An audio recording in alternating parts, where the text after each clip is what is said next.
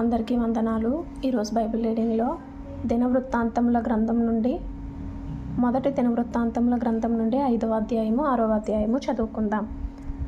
ఇశ్రాయేలునకు తెలిచూలు కుమారుడైన రూబేను కుమారుల వివరము. ఇతడు జ్యేష్ఠుడై ఉండెను గాని తన తండ్రి పరుపును తాను అంటుపరచినందున అతని జన్మ స్వాతంత్ర్యము ఇశ్రాయేలు కుమారుడైన యోసేపు కుమారులకు ఇయ్యబడెను. అయితే వంశావళిలో యోసేపు జ్యేష్ఠుడుగా దాఖలు చేయబడలేదు. యూదా తన సహోదరుల కంటే హెచ్చినవాడాయను. అతని నుండి ప్రముఖుడు బయలువెడలెను. అయినను జన్మ స్వాతంత్ర్యము యోసేపుదాయను. ఇశ్రాయేలునకు జ్యేష్ఠుడుగా పుట్టిన రూబేను కుమారులెవరనగా హనోకు, పల్లు, హెస్రోను, కర్మీ. యోవేలు కుమారులలో ఒకడు షెమయా. షెమయాకు గోగు కుమారుడు, గోగునకు షిమీ కుమారుడు, షిమీకి మీకా కుమారుడు, మీకాకు రెవాయా కుమారుడు, రెవాయాకు బయలు కుమారుడు, బయలునకు బెయేరా కుమారుడు. ఇతడు రూబేనీయులకు పెద్ద. అష్షూరు రాజైన తిగ్లత్-పిలేసరు అతని చెర తీసుకొని పోయెను. వారి తరముల వంశావళి సరిచూడబడినప్పుడు వారి కుటుంబముల చొప్పున అతని సహోదరులలో ముఖ్యులుగా తేలినవారు యెహీయేలును, జకర్యాయును. యోవేలు కుమారుడైన షెమకు పుట్టిన ఆజాజు కుమారుడైన బెలయును. బెల వంశపు వారు అరోయేరునందున నెబో వరకును బయల్మెయోను వరకును కాపురముండిరి. వారి పశువులు గిలాదు దేశమందు అతి విస్తారము కాగా తూర్పున యూఫ్రటీసు నది మొదలుకొని అరణ్యపు సరిహద్దు వరకును వారు కాపురముండిరి. సౌలు దినములలో వారు హగ్రీయులతో యుద్ధము జరిగించి వారిని హతము చేసి గిలాదు తూర్పు వైపు వరకు వారి గుడారములలో కాపురముండిరి. గాదు వంశస్థులు వారికి ఎదురుగా బాషాను దేశమందు సల్కా వరకు కాపురముండిరి. వారిలో యోవేలు తెగ వారు ముఖ్యులు. రెండవ తెగవారు షాపాము వారు. షాపాము వారును యహనై వారును షాపాతు వారును బాషానులో ఉండిరి. వారి పితరుల ఇంటి వారైన వారి సహోదరులు 7. మిఖాయేలు, మెషుల్లాము, షేబా, యోరై, యాకాను, జీయా, ఏబెరు. వీరు హూరియను వానికి పుట్టిన అబీహాయిలు కుమారులు. ఈ హూరి యరోయకు యరోయ, గిలాదునకు గిలాదు, మికాయేలునకు మికాయేలు, యెషీషైకి యెషీషై, యహదోకు యహదో, బూజునకు పుట్టిరి. బూని కుమారుడైన అబ్దియేలునకు పుట్టిన అహీ వారి పితరుల ఇండ్ల వారికి పెద్ద.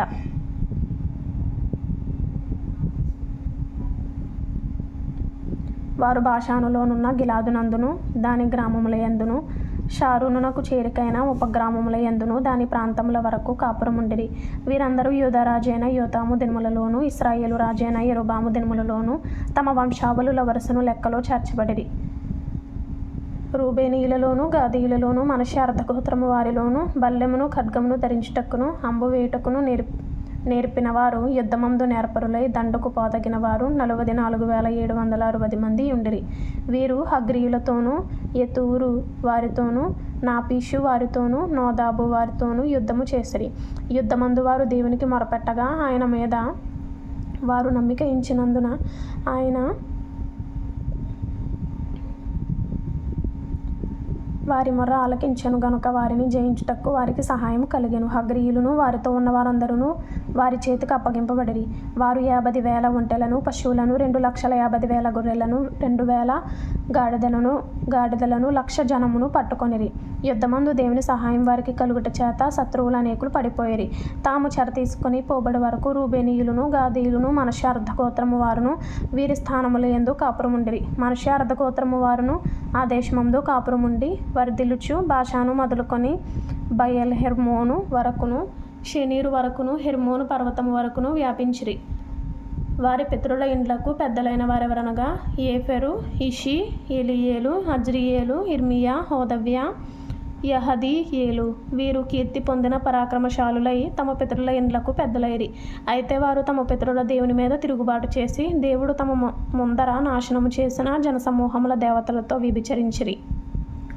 కాబట్టి ఇశ్రాయేలీయుల దేవుడైన అష్షూరు రాజైన పూలు మనస్సును అష్షూరు రాజైన తిగ్లత్-పిలేసరు మనస్సును రేపగా అతడు రూబేనీయులను, గాదీయులను, మనష్షే అర్థగోత్రము వారిని చెరపట్టి నేటికిని కనబడుచున్నట్లుగా హాలహునకు, హబోరునకును, హరాకును, గోజాను నదీ ప్రాంతములకును వారిని కొనిపోయెను. తర్వాత 6వ అధ్యాయం. లేవి కుమారులు గెర్షోను, కహాతు, మెరారి. కహాతు కుమారులు అమ్రాము, ఇస్హారు, హెబ్రోను, ఉజ్జీయేలు. అమ్రాము కుమారులు అహరోను, మోషే కుమార్తె మిర్యాము. అహరోను కుమారులు నాదాబు, అబీహు, ఎలియాజరు, ఈతామారు. ఎలియాజరు ఫీనెహాసును కనెను, ఫీనెహాసు అబీషూవను కనెను. అబీషూవ బుక్కీని కనెను, బుక్కీ ఉజ్జీని కనెను. ఉజ్జీ జరహ్యాను కనెను, జరహ్యా మెరాయోతును కనెను. మెరాయోతు అమర్యాను కనెను, అమర్యా అహీటూబును కనెను. అహీటూబు సాదోకును కనెను, సాదోకు అహీమయస్సును కనెను. అహీమయస్సు అజర్యాను కనెను, అజర్యా యోహానానును కనెను. యోహానాను అజర్యాను కనెను. ఇతడు సొలొమోను యెరూషలేములో కట్టించిన మందిరమందు యాజకత్వము జరిగించినవాడు. అజర్యా అమర్యాను కనెను, అమర్యా అహీటూబును కనెను. అహీటూబు సాదోకును కనెను, సాదోకు షల్లూమును కనెను. షల్లూము హిల్కియాను కనెను, హిల్కియా అజర్యాను కనెను. అజర్యా షరాయాను కనెను, షరాయా యెహోజాదాకును కనెను. యెహోవా నెబుకద్నెజరు ద్వారా యూదా వారిని యెరూషలేము వారిని చెర తీసుకుని పోయినప్పుడు ఈ యెహోజాదాకు చెరలోనికి పోయాను. లేవి కుమారులు గెర్షోను, కహాతు, మెరారి. గెర్షోను కుమారుల పేర్లు లిబ్నీ, షిమి. కహాతు కుమారులు అమ్రాము, ఇస్హారు, హెబ్రోను, ఉజ్జీయేలు. మెరారి కుమారులు మహలి, మూషి. వారి పితరుల వరుసలను బట్టి లేవీయుల కుటుంబములు ఏవనగా గెర్షోను కుమారుడు లిబ్నీ, లిబ్నీ కుమారుడు యహతు, యహతు కుమారుడు జిమ్మా, జిమ్మా కుమారుడు యోవాహు, యోవాహు కుమారుడు ఇద్దో కుమారుడు జరహు, జరహు కుమారుడు యెయతిరయి. కహాతు కుమారులలో ఒకడు అమ్మీనాదాబు, వీని కుమారుడు కోరహు, కోరహు కుమారుడు అస్సీరు కుమారుడు ఎల్కానా, ఎల్కానా కుమారుడు ఎబ్యాసాపు కుమారుడు అస్సీరు కుమారుడు తాహతు కుమారుడు ఊరియేలు, ఊరియేలు కుమారుడు ఉజ్జియా కుమారుడు షావూలు. ఎల్కానా కుమారులు అమాషై, అహీమోతు.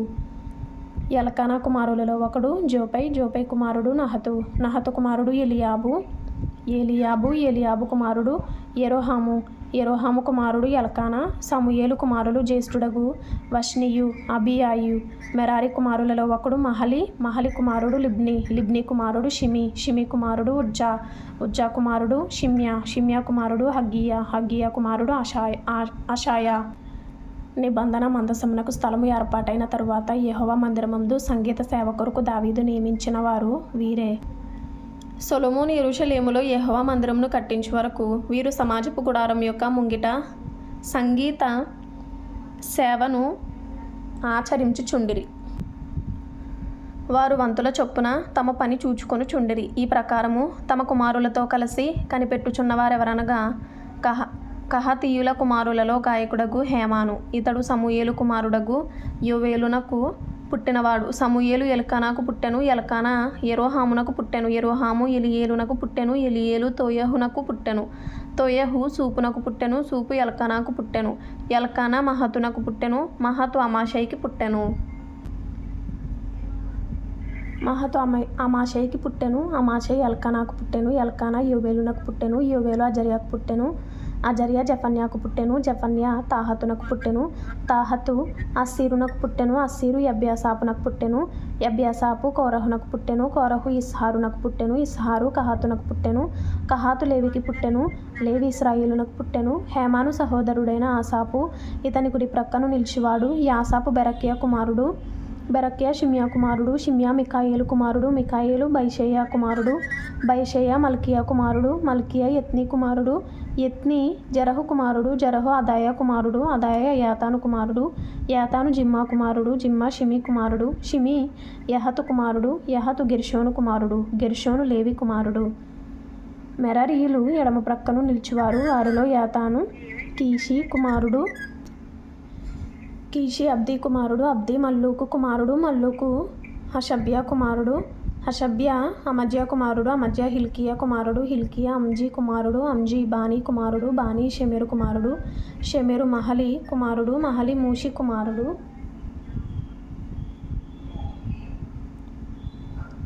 మూషి మెరారి కుమారుడు, మెరారి లేవి కుమారుడు. వీరి సహోదరులైన లేవీయులు దేవుని మందిర స్థలముతో సంబంధించిన సకలమైన పనులకు నిర్ణయింపబడిరి. అయితే అహరోనును అతని సంతతి వారును దహన బలిపీఠము మీద పీఠము మీదను ధూపము వేయచ్చు అతి పరిశుద్ధ స్థలపు పనినంతటిని జరుపుచుండవలెననియు దేవుని సేవకుడైన మోషే ఆజ్ఞాపించిన అంతటి చొప్పున ఇశ్రాయేలీయుల నిమిత్తము ప్రాయశ్చిత్తము చేయుచుండవలెననియు వారికి నిర్ణయమాయెను. అహరోను కుమారులలో ఎలియాజరు అను ఒకడుండెను. వీని కుమారుడు ఫీనెహాసు. ఫీనెహాసు కుమారుడు అబీషూవ. అబీషూవ కుమారుడు బుక్కి. బుక్కి కుమారుడు ఉజ్జీ. ఉజ్జీ కుమారుడు జరహ్య. జరహ్య కుమారుడు మెరాయోతు. మెరాయోతు కుమారుడు అమర్య. అమర్య కుమారుడు అహీటూబు. అహీటూబు కుమారుడు సాదోకు. సాదోకు కుమారుడు అహిమయస్సు. అహరోను సంతతి వారు కహతీయులు వంతువారు. వారి కుటుంబముల పొలిమేరలలో వారు విడిసిన తావులను బట్టి వారికి ఏర్పడిన నివాస స్థలములు ఇవి. యూదా దేశములోని హెబ్రోనును దాని చుట్టూనున్న ఉపగ్రామములను వారికి అప్పగింపబడెను. అయితే ఆ పట్టణపు పొలములను దాని గ్రామములను యెఫున్నె కుమారుడైన కాలేబునకు ఇయ్యబడెను. అహరోను సంతతి వారికి వచ్చిన పట్టణములేవనగా ఆశ్రయ పట్టణమైన హెబ్రోను, లిబ్నా దాని గ్రామములు, యత్తీరు, ఎష్టమో దాని గ్రామములు, హీలేను దాని గ్రామములు, దెబీరు దాని గ్రామములు, ఆషాను దాని గ్రామములు, బేత్షెమెషు దాని గ్రామములు, మరియు బెన్యామీను గోత్రస్థానములోని గెబా దాని గ్రామములు, అల్లెమెతు దాని గ్రామములు, అనాతోతు దాని గ్రామములు. వీరి వంశములకు కలిగిన పట్టణములన్నీ 13. కహాతు గోత్రీయులలో శేషించిన వారికి ఎఫ్రాయిము గోత్రస్థానంలో నుండి, దాను అర్ధగోత్ర స్థానంలో నుండి, మనషే అర్ధగోత్ర స్థానంలో నుండి చీటి చేత 10 పట్టణములు ఇయ్యబడెను. గెర్షోను సంతతి వారికి వారి వంశముల చొప్పున ఇస్సాకారు గోత్రస్థానంలో నుండి, ఆషేరు గోత్రస్థానంలో నుండి, నఫ్తాలి గోత్రస్థానంలో నుండి, బాషాను నందుండు మనష్షే గోత్రస్థానంలో నుండి 13 పట్టణములు ఇయ్యబడెను.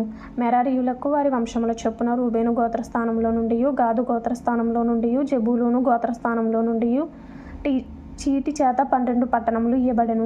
ఈ ప్రకారముగా ఇశ్రాయేలీయులు లేవీయులకు ఈ పట్టణములను వాటి గ్రామములను ఇచ్చిరి. వారు చీటి వేసి యూదావారి గోత్రస్థానంలో నుండి, షిమ్యోనీయుల గోత్రస్థానంలో నుండి, బెన్యామీనీయుల గోత్రస్థానంలో నుండి పేరు పేరుగా చెప్పబడిన ఆ పట్టణములను ఇచ్చిరి. కహాతీయులలో కొందరికి ఎఫ్రాయిము గోత్రములో పొలిమేర పట్టణములు కలిగి ఉండెను. ఆశ్రయ పట్టణములను ఎఫ్రాయిము పర్వతములోని షెకెమును దాని గ్రామములను, గెజెరును దాని గ్రామములను, యొక్మెయామును దాని గ్రామములను, బేత్ హోరోనును దాని గ్రామములను, అయ్యాలోనును దాని గ్రామములను, గత్రిమ్మోనును దాని గ్రామములను వారికి ఇయ్యబడెను. మరియు మనష్షే అర్ధగోత్రస్థానంలో నుండి ఆనేరును దాని గ్రామములను, బిలియామును దాని గ్రామములను కహాతీయులకు ఇచ్చిరి. మరియు గెర్షోమీయులకు మనష్షే అర్ధగోత్ర స్థానంలో నుండి బాషాను నందలి గోలాను దాని గ్రామములు, అష్తారోతు దాని గ్రామములు, ఇశ్శాఖారు గోత్రస్థానంలో నుండి కెదెషు దాని గ్రామములు, దాబెరతు దాని గ్రామములు, రామోతు దాని గ్రామములు, ఆనేము దాని గ్రామములు, ఆషేరు గోత్రస్థానంలో నుండి మాషాలు దాని గ్రామములు, అబ్దోను దాని గ్రామములు, హక్కోకు దాని గ్రామములు, రెహోబు దాని గ్రామములు, నఫ్తాలి గోత్రస్థానంలో నుండి గలిలయలోనున్న కెదెషు దాని గ్రామములు, హమ్మోను దాని గ్రామములు, కిరియతయిము దాని గ్రామములు ఇయ్యబడెను. మరియు మెరారీయులలో శేషించిన వారికి జెబూలూను గోత్రస్థానంలో నుండి రిమ్మోను దాని గ్రామములు, తాబోరు దాని గ్రామములు, యెరికోకు ఆవల యొర్దానునకు తూర్పుగా ఉండు రూబేను గోత్రస్థానంలో నుండి అరణ్యములోని బేసెరు దాని గ్రామములు, యహజాయు దాని గ్రామములు, కెదేమోతు దాని గ్రామములు, మేఫాతు దాని గ్రామములు, గాదు గోత్రస్థానంలో నుండి గిలాదు యందలి రామోతు దాని గ్రామములు, మహనయీము దాని గ్రామములు, హెష్బోను దాని గ్రామములు, యాజెరు దాని గ్రామములు ఇయ్యబడెను. మొదటి దినవృత్తాంతముల గ్రంథము 5వ అధ్యాయము 20వ వచనంలో ఇంపార్టెంట్ అయిన మాట, యుద్ధమందు వారు దేవునికి మొరపెట్టగా ఆయన మీద వారు నమ్మిక ఉంచినందున ఆయన వారి మొర ఆలకించెను. గనుక వారిని జయించుటకు వారికి సహాయము కలిగెను. హగ్రీయులను వారితో ఉన్న వారందరూ వారి చేతికి అప్పగింపబడిరి. వారు 50,000 ఒంటెలను, పశువులను, 2,50,000 గొర్రెలను, 2,000 గాడిదలను, 1,00,000 జనమును పట్టుకొనిరి. యుద్ధమందు దేవుని సహాయము వారికి కలుగుట చేత శత్రువులు అనేకులు పడిపోయిరి. తాము చెర తీసుకొని పోబడు వరకు రూబేనీయులను, గాదీయులను, మనష్షే అర్ధగోత్రము వారును వీరి స్థానముల యందు కాపురముండిరి. ఆమేన్. తరువాత సామెతల గ్రంథం నుండి 26వ అధ్యాయం చదువుకుందాం. ఎండాకాలమునకు మంచు గిట్టదు, కోతకాలమునకు వర్షం గిట్టదు. అటువలే బుద్ధిహీనునికి ఘనత గిట్టదు. రెక్కలు కొట్టుకొనుచు తారాడుచున్న పిచ్చుకయు, దాటుచుండు వాన కోయిలయు దిగకుండునట్లు హేతువు లేని శాపము తగులకపోవును. గుర్రమునకు చబుక, గాడిదకు కళ్ళెము, మూర్ఖుల వీపునకు బెత్తెము. వాని మూడత చొప్పున మూర్ఖునికి ప్రత్యుత్తరం ఇయ్యకుము. ఇచ్చిన ఎడల నీవును వాని పోలియుందువు. వాని మూడత చొప్పున మూర్ఖునికి ప్రత్యుత్తరం ఇమ్ము. అలాగు చేయని ఎడల వాడు తన దృష్టికి తాను జ్ఞాని ననుకొనును. మూర్ఖుని చేత వర్తమానము పంపువాడు కాళ్ళు తెగగొట్టుకొని విషము త్రాగిన వానితో సమానుడు. కుంటివాని కాలు పట్టులేక ఉన్నట్లు మూర్ఖుల నోట సామెత పాటి లేకుండును. బుద్ధిహీనుని గనపరచువాడు వడిసెలలోని రాయి కదలకుండా కట్టువానితో సమానుడు. మూర్ఖుల నోట సామెత మత్తును గొనువాని చేతిలో ముళ్ళు గుచ్చుకున్నట్లుండును. అధికముగా నొందినవాడు సమస్తము చేయవచ్చును. మూర్ఖుని వలన కలుగు లాభము నిలువదు. కూలికి వానిని పిలిచిన వాడును చెడిపోవును. తన మూఢతను మరల కనుపరచు మూర్ఖుడు కక్కిన దానికి తిరుగు కుక్కతో సమానుడు. తన దృష్టికి జ్ఞాని ననుకును వానిని చూచితివా? వానిని గుణపరచుట కంటే మూర్ఖుని గుణపరచుట సులువు. సోమరి దారిలో సింహమున్నదనును, వీధిలో సింహమున్నదనును. ఉతక మీద తలుపు తిరుగును, తన పడక మీద సోమరి తిరుగును. సోమరి పాత్రలో తన చెయ్యి ముంచును. నోటి యొద్దకు దాని తిరిగి ఎత్తుట కష్టమనుకొనును. హేతువులు చూపగల 7 కంటే సోమరి తన దృష్టికి తానే జ్ఞాని ననుకొనును. తనకు పట్టని జగడమును బట్టి రేగువాడు దాటిపోచున్న కుక్క చెవులు పట్టుకుని వానితో సమానుడు. తెగులు అమ్ములు కొరవులు వెసరు వెర్రివాడు తన పొరుగువాని మోసపుచ్చి నేను నవ్వులాటకు చేసితినని పలుకువానితో సమానుడు. కట్టెలు లేని ఎడల అగ్ని ఆరిపోవును, కొండెగాడు లేని ఎడల జగడము చల్లారును. వేడి బూడెదకు బొగ్గులు అగ్నికి కట్టెలు, కలహములు పుట్టించుటకు కలహప్రియుడు. కొండెగాని మాటలు రుచిగల పదార్థముల వంటివి, అవి లోకడుపులోనికి దిగిపోవును. చెడు హృదయమును ప్రేమగల మాటలాడు పెదవులను కలిగియుండుట మంటి పెంకు మీద వెండిపోతతో సమానము.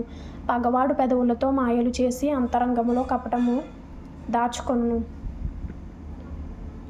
వాడు దయగా మాట్లాడినప్పుడు వాని మాట నమ్మకము. వాని హృదయంలో 7 హేయ విషయములు కలవు. వాడు తన ద్వేషమును కపట వేషము చేత దాచుకొనును. సమాజములో వాని చెడున తనము బయలుపరచబడును. గుంటను త్రవ్వువాడే దానిలో పడును. రాతిని పొర్లించు వాని మీదకి అది తిరిగి వచ్చును. అబద్ధములు ఆడువాడు తాను నలగగొట్టిన వారిని ద్వేషించును.